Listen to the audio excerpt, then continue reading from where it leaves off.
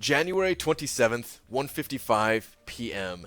I'm about 5 minutes away from going live for my Act 5 Legends run, and I've got 3 people on Skype with me.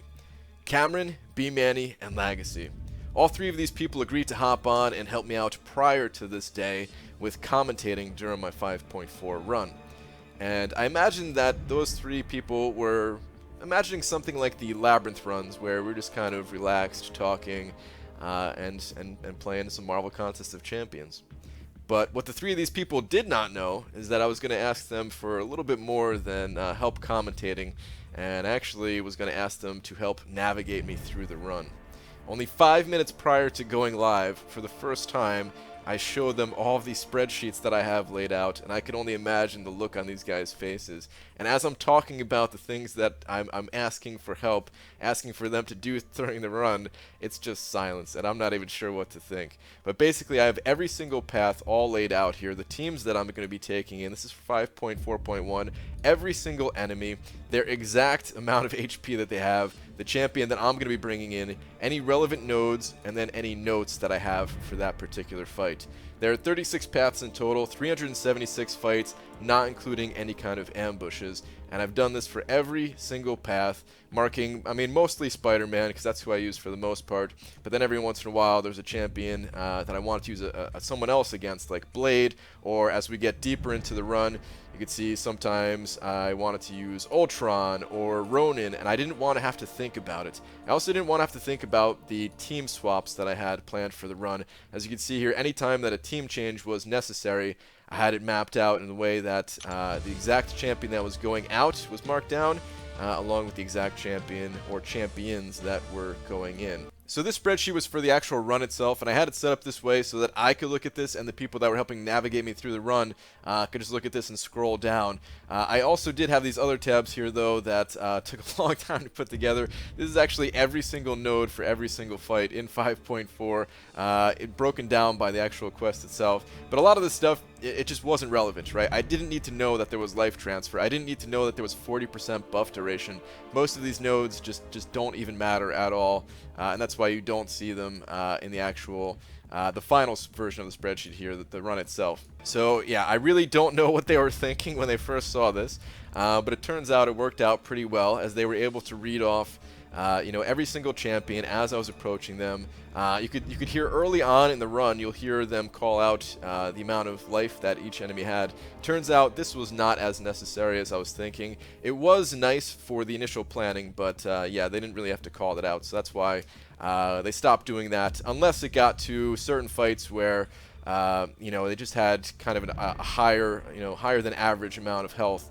To where I would need to, build up a couple poise charges, perhaps, like this Kingpin fight, who had about 85,000, where I had this note here to build poise. So all of these paths are also numbered, and they go along with the CHQ maps. So yeah, once again, thank you to everybody that was involved in making all of these maps. I edited them just very slightly. The only thing I did was I tilted them so that they were more aligned with what I saw in game. This way I wasn't having to tilt my head and potentially getting confused on where to go. And then I also numbered them the same way. So this would be path number 1, and then also for the second section, this is also the first path that I'll be taking. And I marked that down in the actual spreadsheets themselves. So everything was as laid out and as planned as I could possibly get. And now it's time to find out, did it all actually work? So my total time was about 6 hours and 24 minutes, and it turns out there's a potion sale. But also, I got Thanos! Oh man, freaking potion sale, making me look stupid. But I couldn't be happy with how things went, man. It all paid off, all of that work, all of that planning, only an hour of sleep beforehand because I stayed up all freaking night trying to make sure that everything was as accurate as possible, and it all paid off, and I got myself a 4-star Thanos. The actual rankings were posted on the Kabam forums, and it turns out I got number 23. This is a list for all of the Act 5 top 100 Legends people, and it's in order for how fast you went, and I was 23 out of those top 100. So really psyched that I was able to make it that high in the list. Shout out to these people who made top 5, because these guys have a 5-star Thanos in their roster right now, so that's pretty damn awesome. There was quite a few other people that, I'm not going to point them out, but there's quite a few other people on this list that, if you're involved in the community, you're going to know these names, right? Some people in my alliance, some other YouTubers, that kind of thing.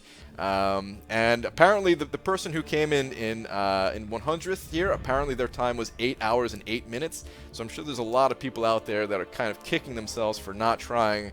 As this was still like a good time and everything like that. It's still very fast, but I'm sure a lot of people probably could have made that top 100 if they only tried.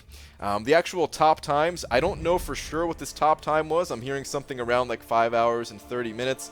The second time, I'm hearing something like 5 hours and 40 minutes. The 5th place time, or I'm sorry, the 6th place time, I think was 5 hours and 49 minutes or something like that. Which, man, that just goes to show you how well these guys have to play to hit that top 5 spots. If this was like 5 hours and 49 and mine was like 6 hours and 24, that's a pretty big difference.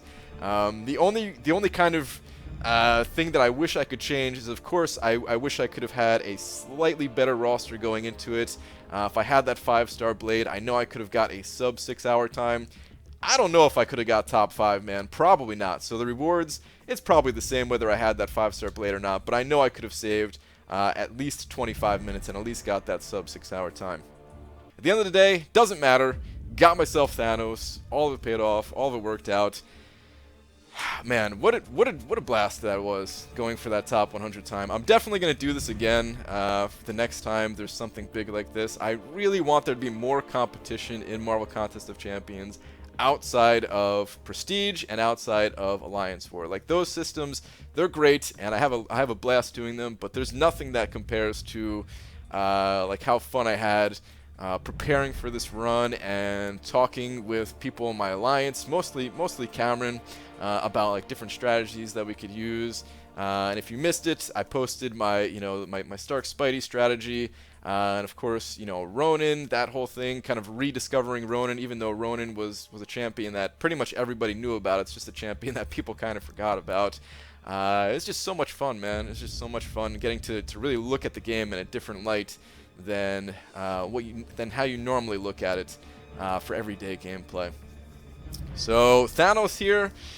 Oh man, so happy to have this guy in my roster, and I can't rank him up because I don't have any catalysts. So yeah, he's gonna kind of just sit there at rank 1, level 1 for a little bit. Maybe I'll take him up to rank 3 so that I could use him in the arena at least or something. But very happy to have him. We'll do. You guys know we're gonna do some testing at some point, but let me rank this guy up first, and then we'll do the testing.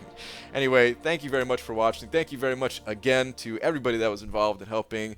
Cameron, B Manny, Legacy, all the other YouTubers that went before me that I was able to kind of take a look at their runs and everything like that. The CHQ people for the maps, and everybody just for hanging out during the stream. Hopefully you guys had as much fun as I did, and I will see you guys in the next video. Take care.